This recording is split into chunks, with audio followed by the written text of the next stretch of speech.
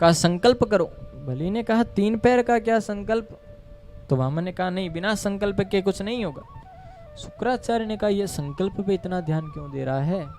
ध्यान लगाकर देखा हो, ये तो साक्षात विष्णु है, त्रैलोकी का अपहरण मतलब अर्जित करने के लिए आया।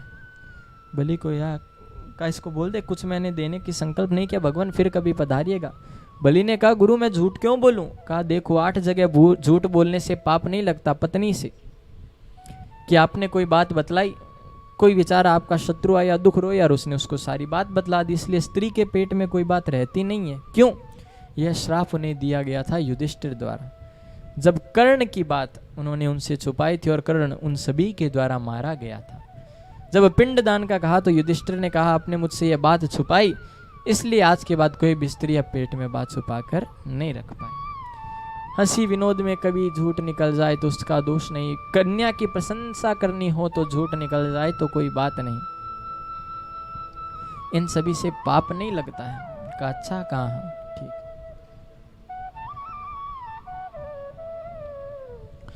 तो ऐसी वार्ता ही चल रही थी कि लेकिन तुम मान जाओ बलि, देखो मना कर दो।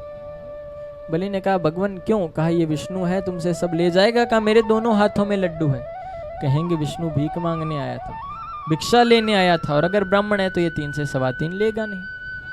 गुरु ने कहा जा श्री विहीन हो जा, श्राप दे दिया। जैसे ही वामन उससे संकल्प करने लगे तो भागवत में नहीं विष्णु पुराण में वर्णन है कि वो उस नलिका में जाकर बैठ गए शुक्राचार्य। तो वामन ने अपनी एक कुशानी में से एक तिनका निकाला और उसमें डाली और शुक्राचार्य जी की एक आंख सिधार गए कि गुरु वो जो सबको एक दृष्टि से देखे, भेदभाव न करे। और इसी के क्रम में, इसी मार्ग में जब यह वार्ता, यह बात होती है, तब देखिए कि भगवान श्री वामन संकल्प करते हैं, कहा बलि चरण छुओ। तो बलि ने जैसे ही संकल्प करके चरण छूने के लिए मस्तक नीचे किया कि भगवान ने अपना विराट स्वरूप धारण किया है। बोलिए विराट भगवान की जय। विराट रूप लेकर आए हैं, ऊपर अपने पैर लेकर गए और सर्ग विसर्ग, ऊपर के जो 7 लोक है, सर्ग विसर्ग स्थान, उन सभी लोकों को भूव स्वर्ग मह जन तप सत्य और ब्रह्म लोक तक 7 लोक नाप लिए। ब्रह्मा जी ने जैसे ही पैर को आते देखा, अपने कमंडलों में से जल उस पर डालकर अंगूठा धोकर जल रख लिया, वही कहलाई गंगा। अतल वितल सुतल तलातल महातल रसातल और पाताल, दूसरे पैर में 7 लोक नाप लिए। कहा बलि क्या करें? जामवंत ने आकर भगवान की परिक्रमा की है। कहा तीसरा पैर कहाँ रखे? बलि ने कहा दान बड़ा या दानी? कहा बड़ा तो भाई दान करने वाला ही होता है, दानी होगा वही बड़ा है। तो कहा आप ऐसा करो, अपना तीसरा पैर इस दानी पर रख दो। भगवान ने कहा वारे बलि, आया था तुझे छलने को, पर तूने तो मुझे ही छल लिया। वाह राजा बलि, पर सजा तो मिलेगी। गरुड़ को आदेश देकर बलि को बांधा गया। इतने में उसकी पत्नी आई, हाथ जोड़कर कहा भगवान बड़ी कृपा की आपने, हर समय काम में ये वो में उलझे रहते, अब आपका भजन तो करेंगे बंदे हुए। भगवान ने कहा सारा परिवार इसका तो ज्ञान से भरा हुआ है, सभी उच्च तत्व ऋषि वहां पधारे, शंभु मनु इत्यादि। बलि को आजाद कराया है, सुतल लोक का राज्य मेरे भगवान ने बलि को दिया है, और त्रिलोकी पुनः लेकर इंद्र को प्रदान किए। का ध्यान रखो। और भगवान अपनी लीलाओं को समुद्र मंथन और इस इत्यादि इत्यादि लीलाओं से पूर्ण करते हैं। अनेक सत्यव्रत की एक आकांक्षा को छोटी सी थी, जिसे दूर करने के लिए मत्स्य अवतार लेना पड़ा मेरे भगवान को। आइए भागवत जी के 9वें स्कंद में हम सभी प्रवेश करते हैं। प्रेम से कहिए ना जय श्री कृष्ण। राम कृष्ण दो एक है, अंतर नहीं निमेष, उनके नयन गंभीर है, निके चपल विशेष। देखा जाए तो राम और कृष्ण के चरित्रता में कोई अंतर नहीं है। राम और कृष्ण है और कृष्ण ही राम है। राम ने जो जीवन में किया देखिए वो हम कर सकते हैं, पर कृष्ण ने जो किया वो नहीं कर सकते। राम के किए को करो और कृष्ण के कहे को करो। राम प्रातः काल उठहि रघुनाथा, मात पिता अरुणा वही माथा, हम कर सकते हैं, पर 6 दिन के कृष्ण ने पूतना मार दी, हम नहीं कर सकते। राम ने जीवन को मर्यादित होके जिया, हम जी सकते हैं पर हम जी नहीं पाते। परंतु जी सकते हैं, परंतु मेरे कृष्ण ने 16,108 विवाह से प्रेम का संदेश दिया, भावना का, करुणा का संदेश दिया, हम नहीं अपना सकते। इसलिए राम के किए को करो और कृष्ण के कहे हुए को करो, वो सही रहेगा। कृष्ण ने 7 दिन में वो गोवर्धन पर्वत धारण कर लिया, हम नहीं कर सकते 7 वर्ष की आयु में, 7 क्या 60 वर्ष की आयु में ना कर सकते। वो भगवान है और हम उसके अंश, ईश्वर अंश, जीव अविनाशी, चेतन अमल सहज सुखराज। तो ईश्वर है, वह भगवान है। तो राघवंश की शुरुआत होती है यहीं से।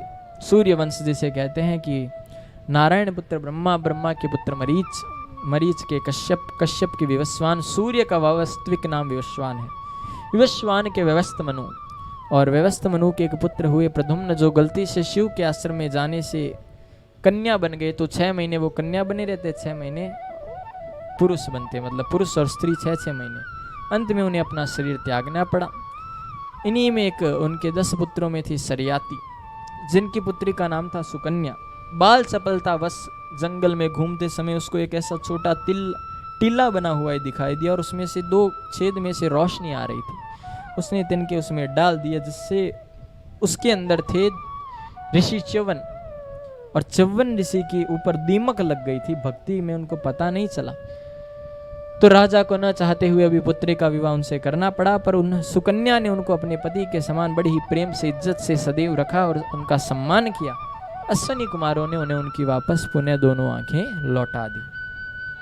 ऐसे ये वंश बड़ा ही सुंदर रूप से आगे चला। इनमें त्रिवंदन, त्रिशंकु हुए और हरिश्चंद्र हुए। एकादशी के व्रत के लिए जाने जाते हैं। निर्जला एकादशी बिना जल के और पूर्ण रूप से भूखा रह के करते, और संत को भोजन कराए बगैर खुद भोजन नहीं करते। आज करा रहे थे कि दुर्वासा पधारे। दुर्वासा ने कहा हम स्नान करके आते हैं, तत्पश्चात भोजन करेंगे। कहा ठीक है। दुर्वासा गए हैं स्नान करने, उनकी स्नान लंबा हो गया, भजन पूजा अर्चना लंबी हो गई। अम्बरीश ने पता कराया तो पता चला कि कुछ ही समय में त्रयोदशी प्रारंभ होगी, द्वादशी के कुछ ही पालन के बाद, समय के बाद, घड़ी के बाद। तो उसने हाथ में जल लेकर सोचा तुलसी डाल करके व्रत का पालना तो मैं खोल लूं, फिर ऋषि को भोजन करा दूंगा।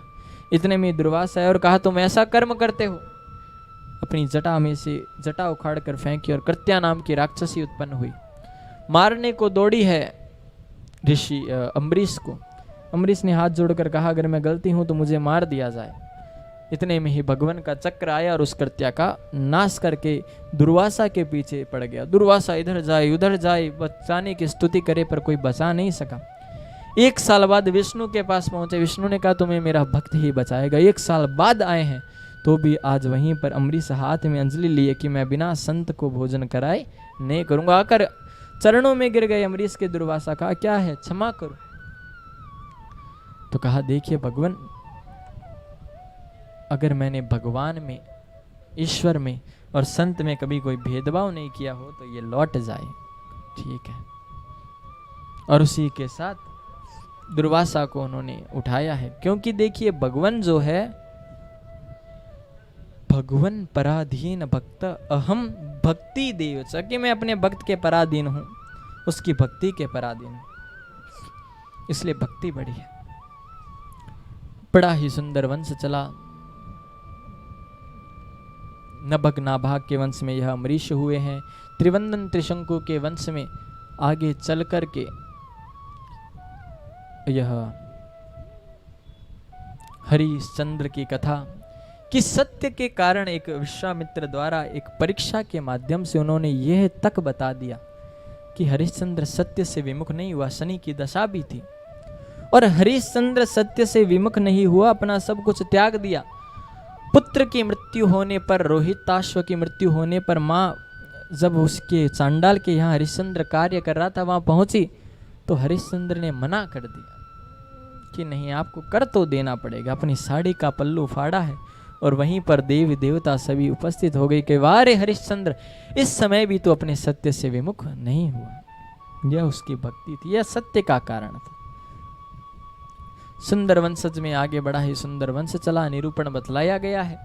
अनेक राजा हुए हैं जिन्होंने कल्याण हेतु बड़े बड़े सुंदर प्रयास किए। सगर, नभग, नाभाग, नभ नाभाग उन्हीं के वंश में चला था अम्बरीश। और बाहुक राजा हुए जिनकी पत्नी को पुत्र के लिए प्रसाद दिया गया, पर उनके गर्भ में अन्य रानियों ने उन्हें जहर दे दिया, तो गर सहित उत्पन्न हुआ पुत्र नाम पड़ गया सगर।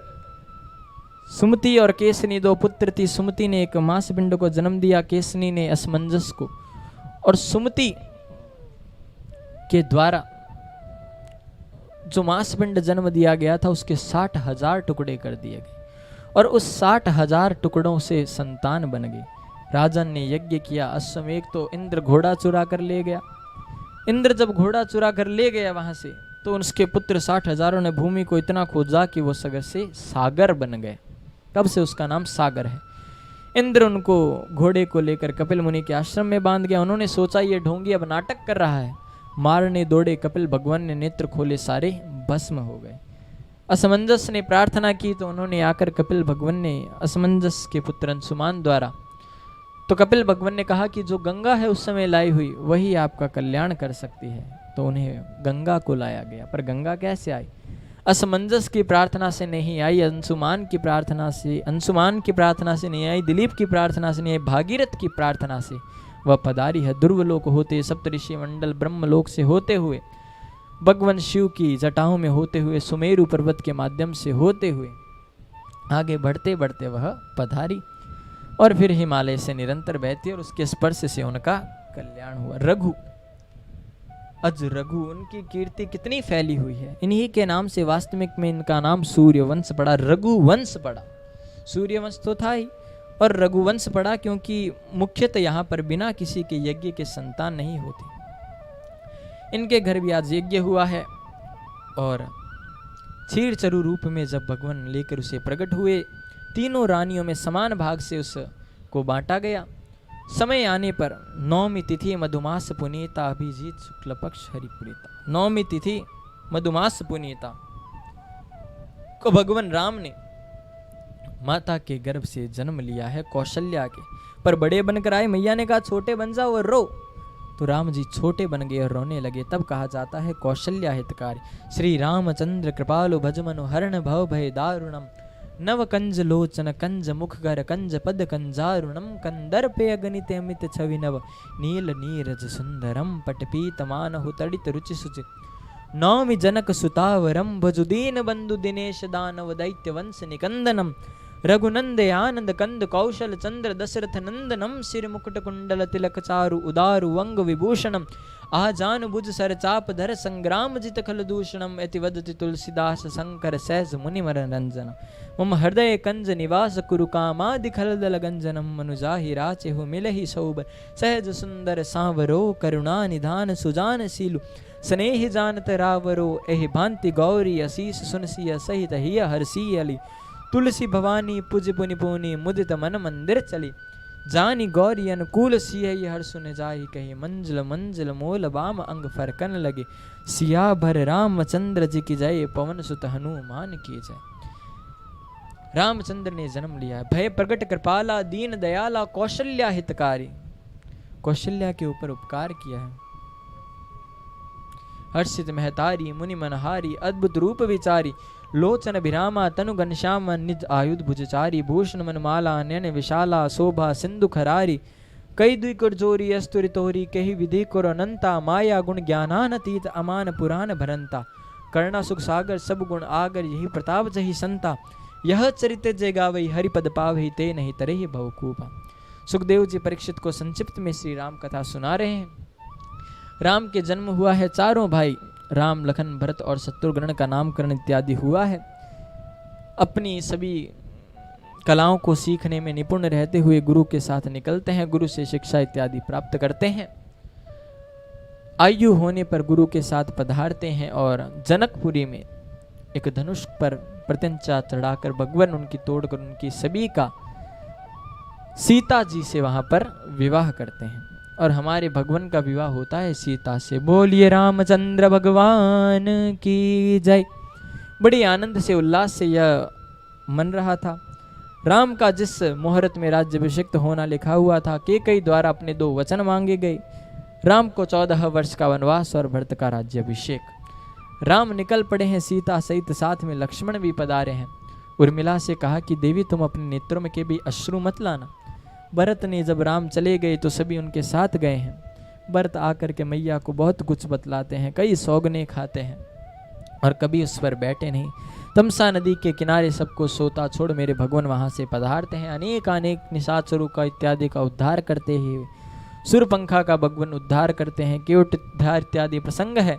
सुरपंखा जाकर यह बात अपने भाई रावण को बतलाती है और रावण अपनी बहन की रक्षा के लिए साधु का वेश धारण करके आता है। और जब सीता दान करने के लिए आती है, क्योंकि राम जी और लक्ष्मण को भेजा जाता है, मारीच नामक जो स्वर्ण हिरण बन के आता है उसके पीछे रावण ब्राह्मण का वेश धारण करके आता है। सीता को भिक्षा देने के माध्यम से बाहर बुलाता है। लक्ष्मण रेखा को सीता जैसे ही पार करती है कि रावण अपना वेश बदलकर पुनः रावण के वेश में आ जाता है और सीता का हरण करके वहां से ले चलता है। जटायु का बीच में उद्धार होता है। रामचंद्र आते हैं, अनेक बाधाओं को पार करके उनकी मुलाकात सुग्रीव इत्यादि से होती है। बाली उद्धार होते हैं। हनुमंत लाल से उनका मिलन होता है। अनेक बाधाओं को पार कर हनुमान को भेजकर सीता जी का पता लगाया जाता है। उन्हें पता लगाकर आते हैं और पता लगाकर आने के पश्चात सेतु बंध पर पुल बांधा जाता है। राम ने एक पत्थर पर राम लिख करके छोड़ा, वो पत्थर डूब गया और बाकी लिख रहे हैं वो तैर रहे हैं। कहा क्या हुआ? राम ने इधर उधर देखा तो आकर कहा भगवान, जिसको राम ही त्याग देवे उसको जीवन में कोई नहीं अपना सकता, पर हम तो इसे आपके नाम का सहारा दे रहे हैं, इसलिए यह आगे बढ़ रहा है, इसलिए यह आगे जा रहा है। कहा अच्छा कहा। पुल बांध कर पधारते हैं भगवान लंका। राम जी वहां बड़ा ही सुंदर युद्ध होता है, पर राम अपना मन से बल खो देते हैं, मन से शक्ति खो देते हैं। उनको बतलाया जाता है, उनकी अगस्त मुनि द्वारा आकर अगस्त्य मुनि प्रोक्त आदित्य हृदय स्तोत्रम का उनको वाचन बतलाया जाता है। ततो युद्ध परिशांते समरया चिंतिता स्थितम, कि जब युद्ध में स्थिति ऐसी हो गई, राम को चिंता हो गई और राम अपना आत्मबल खो चुके थे। ततो युद्ध परिशांते समरया चिंतिता स्थितम ततो युद्ध परिशांते, तब उस युद्ध के कारण उनको बल प्रदान करने के लिए जयाय जय भद्राय आदित्याय नमो नमः नमः भद्राय वीराय, तो उनको बल प्रदान करने के लिए आदित्य हृदय स्तोत्र का पाठ बताया। और उनको अपशगुन तो उसमें हो गया कि कमल नयन पुष्प भी कम पड़ गया, तो राम ने अपना नयन भी देने को तैयार हुए। तब जाकर उनको शुभ समाचार से विभीषण आ रहा है और बताता है कि इसको ऐसे मार लो, रावण को कोई प्रभाव नहीं पड़ेगा, इसकी नाभि में एक अमृत कलश है, अमृत कुंड है, उस पे मारने पे ही इसका उद्धार होगा। राम द्वारा लंकेश रावण का उद्धार होता है, पर रावण राम से हर चीज में बढ़कर था। राम की अयोध्या सोने की, रावण की लंका सोने की। राम क्षत्रिय, रावण ब्राह्मण। राम केवल अपनी कलाओं में निपुण थे, रावण इतनी कलाओं में निपुण था कि अपने मस्तक भी काट कर भगवान की सेवा में अर्जित देने लगा, दान करने लगा। और शिव का बड़ा भक्त शिवलिंगी भी उठाकर लेकर आ गया था, पर बीच में भगवान की लीला हुई और उसे रखवाया गया। यह सुंदर गाथा। और इसी के माध्यम से बतलाया जाता है कि लक्ष्मण को भगवान ने कहा इससे शिक्षा ले ले, तो उसने रावण ने शिक्षा दी कि कोई भी काम कल पर मत छोड़ना। अगर तुमने कोई काम कल पर छोड़ दिया तो वह काम आगे बढ़ता जाएगा, आज का आज कर। मैंने सोचा कल चांद पर सीढ़ियां ले जाऊंगा, पर वो कल मेरा काल बनकर आया और राम ने मेरा उद्धार कर दिया, वो कल आ नहीं पाया। इसलिए काम कल पर मत छोड़ना। ज्ञान इत्यादि देकर वहां से पुनः पधारते हैं। भगवान कुबेर के वाहन में बैठकर सुंदर आज स्वागत होता है। 14 वर्ष बाद सजाई जाती है अयोध्या नगरी को और दीपक इत्यादि जलाकर बड़ा सुंदर। देखिए राम की प्रेम में दशरथ ने तो कुछ ही समय में प्राण त्याग दिया था। राम राम कही राम कही, राम राम कही रावण नाम, तनु परी हरि रघुवर बिरह ताऊ गए सुरधाम। पर सीता ने हृदय से प्रेम था कि ये मुझे बचाने आएंगे, मेरे कल्याण हेतु आएंगे। कभी नाम रूपी साधन सीता को भगवान की रक्षा कर लेता, तो कभी उनकी स्मृति से सीता की रक्षा कर लेता। और सीता का बड़ा ही सुंदर इस प्रकार वर्णन भगवान राम की लीला का सुखदेव जी महाराज संक्षिप्त में परीक्षित को बतलाते हैं और ऐसी वंश में आगे कहते हैं कि ऐसा यह सुंदर वर्णन था और लव कुश के माध्यम से यह पुनः आगे बढ़ा।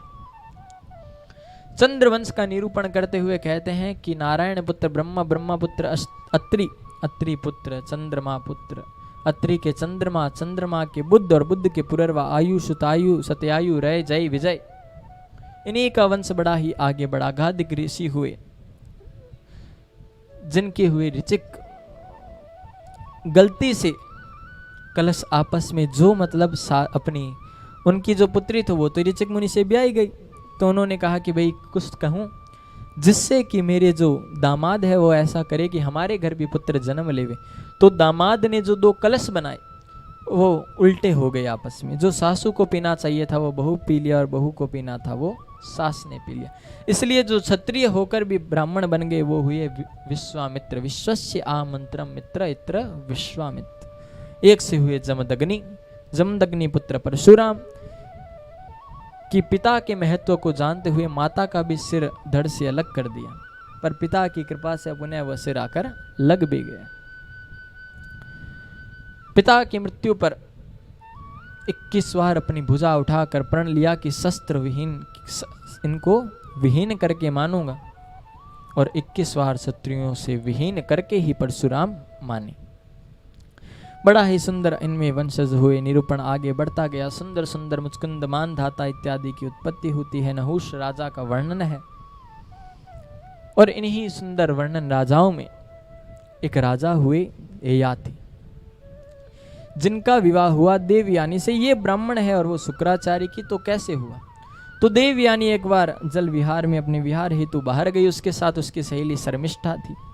तो गलती से शर्मिष्ठा राजकुमारी के वस्त्र पहन लिए, तो उसने उनको काफी बुरा भला कहा, तो उसने देवयानी को कूप में डाल दिया। उधर से साय संध्या के लिए मृग अपनी संध्या के लिए निकले ऋषि ययाति ने से अपना लिया और देवयानी से विवाह कर लिया। पर वो जानते थे कि यह ब्राह्मण पुत्री है, इसलिए उन्होंने गंधर्व विधि से चुपके से शर्मिष्ठा से भी विवाह कर लिया। तो देवयानी से तो हुए यदु त्रुवस और शर्मिष्ठा से हुए ध्रुयनु और पुरु। तो इन पर उनके पिता द्वारा श्राप दिया गया इन्हें कि तुमने शुक्राचार्य द्वारा कि मेरी बेटी के साथ ऐसा किया, तुम बूढ़े हो जाओ। तो उन्होंने कहा मुझे दोहराई नहीं है, आपकी पुत्री को ही दोहराई होगी। तो कहा कोई नहीं, तुम किसी पुत्र की आयु लेकर जीवन यापन कर सकते हो। यदु से आयु मांगी तो उसने कहा मात्र का मुझे दोष लगेगा। छोटे ही छोटे पुत्र ने उन्हें आयु दे दी। उन्होंने कई वर्षों तक काम भोग किया, फिर अपने आप से ही व्यथा हो गई। दुख हुआ कि मैंने कितना गलत व्यतीत अपना समय व्यर्थ किया। पुत्र को आयु देकर सदैव सुखी रहने का और वंश में आगे बढ़ने का वरदान दिया। छोटे पुत्र उनके वंश में आगे हुए हैं दुष्यंत, जिनके पुत्र भरतलाल।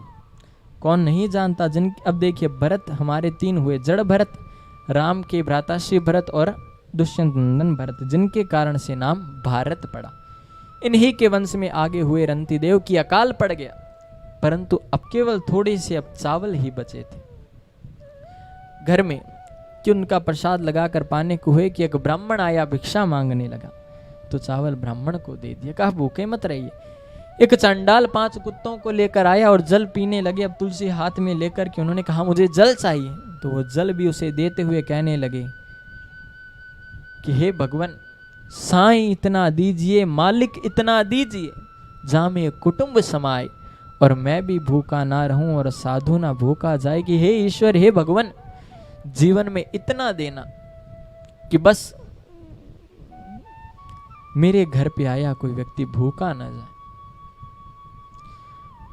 और जैसे ही उसको वह दिया कि उसमें से स्वयं भगवान प्रकट हुए हैं और उसको कल्याणित होने का, जीवन भर में सम्मानित होने का और सदैव सुंदर राजपाट का वरदान दिया। बोलिए शंकर महादेव की जय। ऐसा यह वर्णन हुआ। यदु वंश यदु से ही शुरू होता है। देवमिडिन में एक राजा हुए, जिनके अर्जन्य पर्जन्य 2 पुत्र है। जिनके पुत्र हुए उनका नाम हुआ नवनंदन, जिन्हें हम नंद बाबा कहते हैं, और एक से हुए सूरसेन। सूरसेन के इत्यादि पुत्र थे। और आगे ऐसे ही वंशज वसुदेव का विवाह जो है वह देवकी से हुआ। आकाशवाणी हुई कि इनका अष्टम गर्भ तुम्हारा काल होगा। कंस ने देवकी और वसुदेव को अंदर कारागृह में बंद कर दिया। समय पश्चात 8वां पुत्र कृष्ण हुआ और बड़ा ही सुंदर कृष्ण की लीलाओं में सभी ने उत्सव मनाया। कृष्ण ने अनेक असुरों को उद्धार कर दिया। फिर द्वारका अपनी सभी का उद्धार करते, कभी पांडवों की रक्षा करते, कभी द्वारका की रक्षा करते और अपने धाम को गमन किया। परीक्षित ने कहा हो गई कृष्ण कथा? कहा हाँ सुना देना। आदौ देव की देव गर्भ जननम, एक श्लोक के माध्यम से पूर्ण कथा कह सुनाई। परीक्षित ने कहा भगवान यह एक ही तो कथा मैं पूर्ण रूप से सुनना चाहूंगा प्रेम से। आइए भागवत जी के 10वें स्कंद में प्रवेश करते हैं जिसमें मेरे कृष्ण का जन्म है। बोलिए कृष्ण कन्हैया लाल की जय। जय श्री कृष्ण। परीक्षित कहते हैं भगवान हमारे पास कुछ भी नहीं था। उन कौरवों की सेना से बचने के लिए कृष्ण के साथ के कारण ही बड़ी बड़ी तिमिंगल मछलियां, कृपाचार्य, द्रोणाचार्य, कर्ण, उनके सामने हम कहाँ बच पाते, पर भगवान ने ही हमें तार दिया। सुखदेव ने कहा कुछ खा लो, कुछ पा तो लो।